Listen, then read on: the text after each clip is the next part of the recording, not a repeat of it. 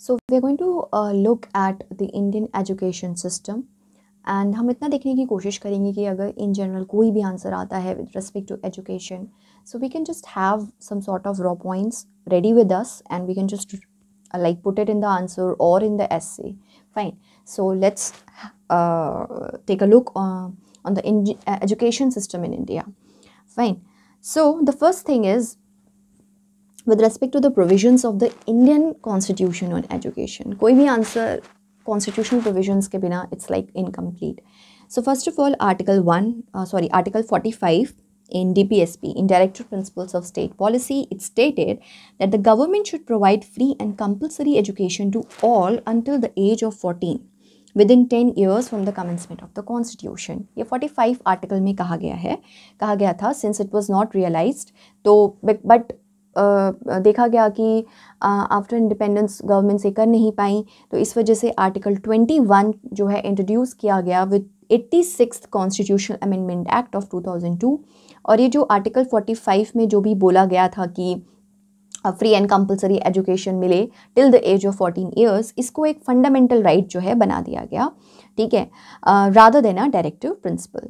फिर आर्टिकल 45 को अमेंड किया गया, ठीक है, और इसमें इसकी जगह जो पहले दिया हुआ था ये चीज़ दे रखी थी फ्री एंड कंपलसरी एजुकेशन वाली, इसकी जगह पे इंट्रोड्यूस किया गया early childhood care and education to children below the age of 6 years. And ये चीज़ मैं आपको बता दूं, जो अभी न्यू एजुकेशन पॉलिसी आई है जिसमें हम एक्चुअली फाउंडेशनल स्टेज की बात कर रहे हैं, ठीक है, उसमें कहीं ना कहीं इस DPSP को भी एक्चुअली इम्प्लीमेंट करने की कोशिश की जाएगी. मतलब ये भी एक तरीके से उसमें गाइडिंग प्रिंसिपल का काम कर रहा है न्यू एजुकेशन पॉलिसी में. You can easily quote. Fine. Next is right to free and compulsory education act जो है 2009 में आता है, RTE, ठीक है. एंड ये क्यों आया था? ये एक्ट आया था इस फंडामेंटल राइट को इम्प्लीमेंट करने के लिए, ठीक है, जो है हमारा article 21A. In order to implement article 21A the parliament had pass the right to education act, ठीक है. तो 45 हो गया, उसके बाद आपको 86 कॉन्स्टिट्यूशनल अमेंडमेंट एक्ट पता होना चाहिए और ये आपका right to free and compulsory education act 2009 पता होना चाहिए. इसके अलावा होता क्या है कि जब आप आंसर लिखोगे, इवन सी पहले तो मेंस पॉइंट ऑफ व्यू से समझ लो, अगर आप आंसर लिखते हो you have to mention some of the committees, ठीक है. एजुकेशन हेल्थ दो ऐसे टॉपिक्स हैं विच लाइक आर पेरिनियल, ठीक है. इंडिया में जब तक न्यू एजुकेशन पॉलिसी इम्प्लीमेंट नहीं हो जाती है, ठीक है, उसके बेसिस पे कुछ गवर्नमेंट जो है नई स्कीम्स या नई तरीके के रूल्स एंड रेगुलेशंस नहीं निकालती है, तब तक एजुकेशन की प्रॉब्लम्स तो पेरिनियल ही रहने वाली हैं, ठीक है. खैर, तो ये तो मेंस पॉइंट ऑफ व्यू से हो गया, तो आपको कमेटीज़ भी उसमें कुछ ना कुछ मेंशन करनी पड़ेंगी, ठीक है. उसके अलावा प्री पॉइंट ऑफ व्यू से भी आपको ये इन कमेटीज़ का पता होना चाहिए. तो राधा कृष्णन कमेटी बनी थी 1948-49 में.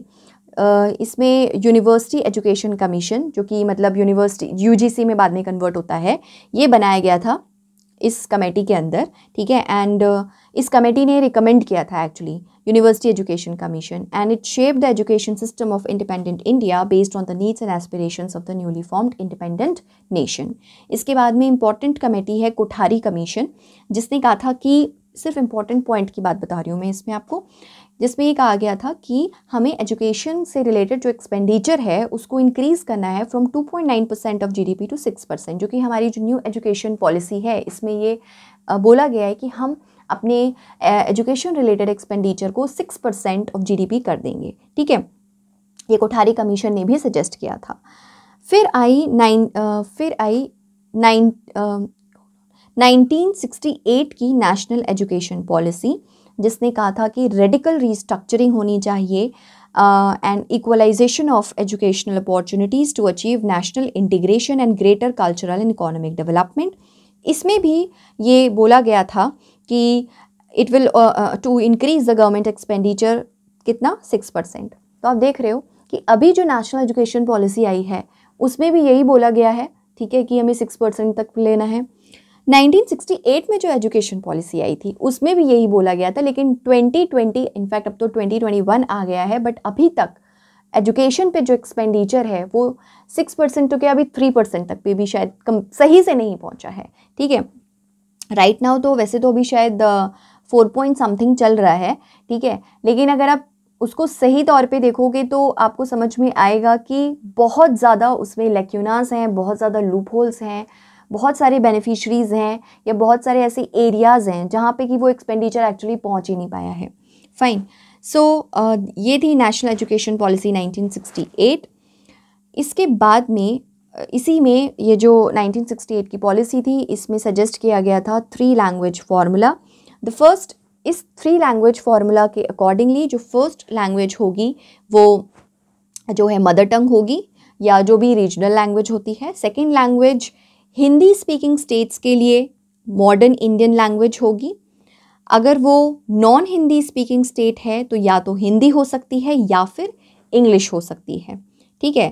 थर्ड लैंग्वेज के लिए वो इंग्लिश हो सकती है या फिर कोई भी मॉडर्न इंडियन लैंग्वेज हो सकती है हिंदी स्पीकिंग स्टेट्स के लिए, और नॉन हिंदी स्पीकिंग स्टेट्स के लिए Hindi was encouraged in all states to promote a common language for all Indians, ठीक है। तो ये 3 लैंग्वेज फार्मूला था जो ऑलरेडी एक्चुअली यूज़ भी किया जाता है। सो ये 1968 की पॉलिसी ने सजेस्ट किया था। इसके बाद में आती है 1985 की पॉलिसी। इसका ऑब्जेक्टिव था to remove differences and to provide equal educational opportunities. वैसे कोई मतलब नहीं है हमें इसका ऑब्जेक्टिव जानने से, बट फिर भी I am just telling you, ठीक है। Specially to the marginalise section, मतलब इसमें मार्जिनलाइज सेक्शन को फोकस करने की कोशिश करी गई थी। ये इम्पॉर्टेंट हो जाता है प्री पॉइंट ऑफ व्यू से भी कि 1985 की जो नेशनल एजुकेशन पॉलिसी आई थी, इसमें लॉन्च किया गया था ये ऑपरेशन ब्लैक बोर्ड। और ये जो ऑपरेशन ब्लैक बोर्ड था, ये था टू इम्प्रूव प्राइमरी स्कूल्स या primary education actually, to improve primary schools across the nation. IGNOU को सेटअप किया गया था इस एजुकेशन पॉलिसी के बाद, and the rural university model was adopted based on the Gandhian philosophy. Question pre में इस टाइप के भी बहुत सिंपल लग रहा है ये क्वेश्चन, बट ऐसे भी हो सकते हैं कि rural university is based on the philosophy of, and then there will be 4 confusing options for you, ठीक है। सो गांधीयन फिलोसफी पे बेस्ड है ये। एंड उसके बाद में आती है TSR सुब्रमण्यम की कमेटी की रिपोर्ट, ठीक है। इसको टास्क दिया गया था कि आपको एक नई एजुकेशन पॉलिसी बनानी है इंडिया के लिए, और इन्होंने अपनी रिपोर्ट दी थी 2016 में, जिसके बेसिस पे न्यू एजुकेशन पॉलिसी 2020 की रिलीज़ की गई थी। In this video we are not going to see new education policy in detail, we are going to see in brief what the current status of Indian education system is. So we have seen what are the constitutional provisions, what are the different committees that were formed post independence in free India, ठीक है, and till now कौन सी committee बनी है ये हमने देख लिया है। आगे बढ़ते हैं तो सबसे इम्पॉर्टेंट चीज़ आ जाती है which is the problems in education system, ठीक है। सबसे इम्पॉर्टेंट चीज़ enrolment in higher education. There is an improvement in the female participation up to the secondary level, ठीक है, and gross enrolment ratio for girls is more than the boys. अगर आप secondary level तक बात करोगे तो female participation boys से ज़्यादा है। इनफैक्ट ग्रॉस एनरोलमेंट रेशियो आपको बॉयज़ से ज़्यादा देखने को मिलेगा, लेकिन जो गर्ल्स का ग्रॉस एनरोलमेंट रेट है वो बॉयज़ से कम है हायर एजुकेशन लेवल पे। ऑल्सो जो ट्रांजिशन रेट है ना from secondary school to higher education, ये भी काफ़ी कम है for all, for both males and females, ठीक है। इनका ट्रांजिशन रेट काफ़ी कम है। अच्छा, जो ये नई एजुकेशन पॉलिसी आई है इसमें इस चीज़ को भी हैंडल करने की कोशिश करी गई है, ठीक है, to improve the gross enrolment ratio in higher education, ठीक है। नेक्स्ट है प्रॉब्लम्स विद टीचर्स। एक तो लिमिटेड अवेलेबिलिटी है टीचर्स की, बहुत ज़्यादा हम देखते हैं हर स्टेट में जो है बहुत सारी वैकेंसीज़ हैं जो फिल ही नहीं करी जा रही हैं विद रिस्पेक्ट टू टीचर्स। तो obviously there is limited availability of teachers, ठीक है। करप्शन होता है टीचर्स अपॉइंटमेंट में, लिमिटेशंस हैं टीचर्स ट्रेनिंग की, then socio cultural factors like cynical attitude towards the teaching profession.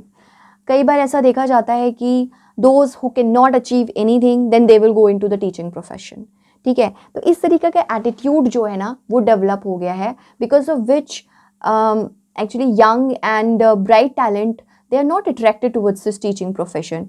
However I think अब के टाइम में तो काफ़ी ज़्यादा चीज़ें चेंज हो रही हैं with respect to teaching profession as well, and online platforms की वजह से टीचिंग प्रोफेशन में एक नए तरीके का रिवॉल्यूशन आया है। This we can also quote in our answers. Anyways, there is no accountability for the government teachers as they are guaranteed lifetime job security despite the performance. Plus ये देखने को भी मिलता है कि लाइक पब्लिक एंड प्राइवेट जो teachers होते हैं उनकी सैलरीज़ में, उनकी परफॉर्मेंसेस में काफ़ी ज़्यादा डिफरेंसेस होते हैं। जहाँ पे गवर्नमेंट जो स्कूल्स होते हैं बहुत ज़्यादा सैलरीज पे करी जाती हैं, but the performance they are like very meagre and not even like at the average level. ठीक है, टीचर एब्सेंटिज्म देखने को मिलता है जहाँ पे कि गवर्नमेंट स्कूल में टीचर्स जाते नहीं हैं। ठीक है, वहीं आप प्राइवेट स्कूल्स में देखोगे सैलरीज कम है but they are made to work very so much. Okay, so this is a problem with the teachers in the Indian education. ठीक है, तो ये हो सकती है। उसके अलावा जो प्रॉब्लम्स हैं, outcomes from education policies, the quality of education is poor actually. Quality जो है ना, एजुकेशन तो मिल रही है बट वो उसकी क्वालिटी नहीं है। ठीक है, 2018 की जो annual status of education report थी उसने पॉइंट किया the deficiency in the foundational reading and arithmetic skills की जो फाउंडेशनल जो रीडिंग होती है, जो अरिथमेटिक स्किल्स होती हैं वो बहुत पुअर हैं। एक क्लास 5th को स्टूडेंट क्लास 1st की 2nd की प्रॉपर इंग्लिश रीड नहीं कर पा रहा है, जो मैथमेटिक्स की प्रॉब्लम्स हैं उनको सॉल्व नहीं कर पा रहा है। ठीक है, तो ये foundational reading and arithmetic skills में इशू है। दीज पॉलिसीज़ जो भी मतलब हम पॉलिसीज़ बनाते हैं with respect to education, they focused more on implementation rather than outcomes. We don't focus on outcome, right, that कि बच्चे एक्चुअली लर्न कर भी पा रहे हैं या नहीं। हम देखते हैं अच्छा इतना एनरोलमेंट हो गया, ओके फाइन, ठीक है, हमारी पॉलिसी सक्सेसफुल है। ठीक है, नेक्स्ट है इकोनॉमिक डिवाइड। इसके बाद आता है इकोनॉमिक डिवाइड। तो बहुत ज़्यादा स्टार्क डिफरेंस आपको देखने को मिलेगा between the rich and the poor at all levels of education. The poor children are mostly concentrated in the government schools, where as the education quality, जहाँ पे education and quality and facility काफ़ी poor है। ठीक है, CAG report ने भी ये mention किया था the cases of misreporting and mismanagement of the private schools. There is a need for stricter laws, inspections and penalties to address this issue. ठीक है, तो इवन ये कैग रिपोर्ट ने भी बताया है कि किस तरीके से जो प्राइवेट स्कूल्स होते हैं वहाँ पे मिस रिपोर्टिंग होती है, मिस मैनेजमेंट किया जाता है। ठीक है, एंड इनफैक्ट जो ये राइट टू एजुकेशन एक्ट बना 2009 वाला, इसको भी प्रॉपरली इम्प्लीमेंट नहीं करते हैं जो प्राइवेट स्कूल्स होते हैं। आप लोगों में से बहुत से लोग होंगे जिन्होंने हिंदी मीडियम मूवी देखी होगी एंड उसमें हमने देखा है किस तरीके से राइट टू एजुकेशन एक्ट के अंदर जो है वीकर सेक्शंस के बच्चों को प्राइवेट स्कूल्स में लिया जाना चाहिए, बट उसमें भी किस तरीके से करप्शन होता है। ठीक है, सो ये तो बहुत मतलब it's like very practical example जो हमको बहुत आसानी से देखने को मिल जाता है। Anyways, so there is a economic divide within the education system. उसके बाद में low quality infrastructures and education in government schools. Infrastructure सही नहीं है, एजुकेशन उतनी सही नहीं है। राइट टू एजुकेशन एंड इससे पहले जो सर्व शिक्षा अभियान चल रहा था, they have increase the accessibility to government schools. बच्चे स्कूल तक पहुँचे तो हैं, ठीक है, लेकिन जो क्वालिटी है एजुकेशन की, जो इंफ्रास्ट्रक्चर है इन स्कूल्स में, वो बहुत ही ज़्यादा बैड कंडीशन में है, बहुत ही ज़्यादा पुअर कंडीशन में है। Then issues with the research and development. Though there is a steady increase in the gross expenditure on research and development as a fraction of total GDP, it has remained stagnant between 0.6 to 0.7% of the GDP for the past 2 decades. See, increase हुआ है gross expenditure में, जो भी total expenditure किया जाता है research and development में, उसमें इंक्रीज देखने को मिला है as a percentage of GDP हम बात कर रहे हैं। लेकिन फिर भी हमें वो जो है ना स्टेगनेंसी देखने को मिलती है, लाइक वो ज़्यादा से ज़्यादा पिछले 20 सालों से 0.6 to 0.7% के बीच में ही लटका हुआ है, मतलब बहुत ही 0.00 समथिंग जो है इंक्रीज हुआ है। So there is and apart from that there is a disconnection between research institutions and universities. ठीक है, मतलब कि जो इन इंस्टीट्यूशंस में रिसर्च किया जाता है और जो यूनिवर्सिटीज़ में पढ़ाया जाता है उसमें बहुत ज़्यादा गैप देखने को मिलता है। तो ये इशू है रिसर्च एंड डेवलपमेंट के साथ में। ठीक है, अब और देखते हैं लर्निंग आउटकम्स। ठीक है, लर्निंग आउटकम्स, और जैसे कि बताया कि annual status of education report ने जो ये प्रथम ने जो कंडक्ट करी थी, उसने बताया कि 75% of all children in class 3rd, over 50% in class 5th and 25% in class 8 could not read text meant for class 2। मतलब इवन आप सोचिए कि 25% क्लास 8th के बच्चे जो हैं वो क्लास 2nd के टेक्स्ट को नहीं पढ़ पाते हैं, नहीं पढ़ सकते हैं। The national survey sample results in 2015 indicated sharp decline in learning outcomes in mathematics, science and English in the secondary schools. ठीक है। Unemployable workforce, the educated youth in India are not employable. जो पढ़े हुए हैं वो employable नहीं है, since they lack the necessary industry level skills, क्योंकि उनके पास में ना इंडस्ट्री लेवल स्किल्स नहीं है। क्यों नहीं है? क्योंकि अभी पिछले स्लाइड में मैंने बताया कि जो रिसर्च होती है और जो यूनिवर्सिटीज़ में पढ़ाया जाता है, ठीक है, उसमें एक तो डिसकनेक्शन है, प्लस यूनिवर्सिटीज़ का जो कोर्स है वो इंडस्ट्री की डिमांड के अकॉर्डिंगली नहीं है। ठीक है। सो इसकी वजह से ऑल्दो एजुकेटेड यूथ बहुत ज़्यादा है बट वो एम्प्लॉयबल नहीं है। ठीक है। The Indian education system does not give priority to basic education. Skill development programmes can not succeed without a basic education. And इस चीज़ को जो नई एजुकेशन पॉलिसी डिज़ाइन करी गई है उसमें इसको सॉर्ट आउट करने की कोशिश भी करी गई है। ठीक है। सो क्या वे अहेड हो सकता है इसमें? Proper governance standards with adequate incentives and checks and balance have to be put into place. ये पॉइंट आप कहीं पे भी लिख सकते हो actually. The focus of the entire structure at the centre states and the educational regulatory institutions should shift to student, teacher, principal and school. The fundamentals of teacher management, teacher education, training as well as school governance and management have to be strengthened. मतलब हमें teacher education, teacher management, teacher training पे भी ध्यान देना होगा, साथ ही साथ में स्कूल्स की गवर्नेंस और मैनेजमेंट को भी इम्प्रूव करना होगा। क्वालिटी एंड स्टैंडर्ड्स इम्प्रूव करने होंगे स्कूल एजुकेशन के एंड लिटरेसी के towards building a society committed to constitutional values. Fine. Next, recruitment of teachers should be centralized at the state level with the state public service commissions using a rigorous assessment process. This will address the matter of quality of intake. तो teachers की जो education quality की बात है, teachers quality की जो बात है वो इससे address हो जाएगी। Technology might be leveraged to improve student learning, teacher training, monitoring and support, management of schools and the quality of learning, especially in remote districts. ठीक है, जिसमें कि जैसे ये दीक्षा प्लेटफॉर्म है, ठीक है, इसको यूज़ किया जा सकता है। देन टेक्नोलॉजी में जैसे कम्युनिटी वाईफाई लगाए जा सकते हैं। ठीक है। तो देन बहुत सारे आप स्कीम्स टेक्नोलॉजी में आप स्वयं स्कीम का एग्जाम्पल दे सकते हो। ठीक है। उसके बाद में जो DTH सर्विस चल रही है स्वयं प्रभा, उसका एग्जाम्पल दे सकते हो। सो लाइक जितनी भी गवर्नमेंट की करंट स्कीम्स हैं you can just quote it. Then teacher की अकाउंटेबिलिटी इंक्रीज करने की ज़रूरत है एंड जेंडर इक्वालिटी को प्रमोट करने की ज़रूरत है। Through education has an important role to play. ठीक है। सो ये वे अहेड हम अपना बता सकते हैं। Apart from that, making education practically relevant to the labour market. इससे क्या होगा कि वो जो अनएम्प्लॉयड जो एजुकेटेड यूथ है, ठीक है, वो प्रॉब्लम सॉर्ट आउट हो जाएगी क्योंकि उनको एजुकेशन जो है ना वो लेबर मार्केट की डिमांड्स के अकॉर्डिंगली दी जाएंगी। Currently spending on education is low in India and stands at 3.6% और अराउंड 4, कहीं पे इसको 4% भी कोट किया जाता है, ठीक है, of the GDP। The government should increase spending on education, ये नई एजुकेशन पॉलिसी में भी सजेस्ट किया गया है। ठीक है। Link major research and development centres of country with government colleges. जो रिसर्च एंड डेवलपमेंट जो सेंटर्स हैं उन्हें कॉलेजेस के साथ में हमें एक्चुअली लिंक करना पड़ेगा to encourage inclusion of students in research initiatives in the country. Setting up Higher Education Commission as recommended by Yashpal Committee to promote interaction across different departments and universities। और इस Higher Education Commission के बारे में Education Policy में भी कहा गया है। And revisiting the role of UGC as observed by Subramaniam Committee।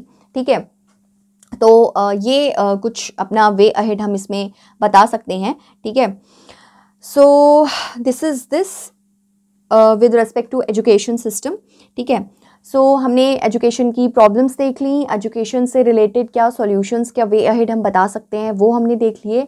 Overall Indian education system में क्या इश्यूज़ हैं, क्या डिफरेंट उसकी डायमेंशंस हो सकती हैं, वो सब हमने इसमें देख ली हैं। And thank you.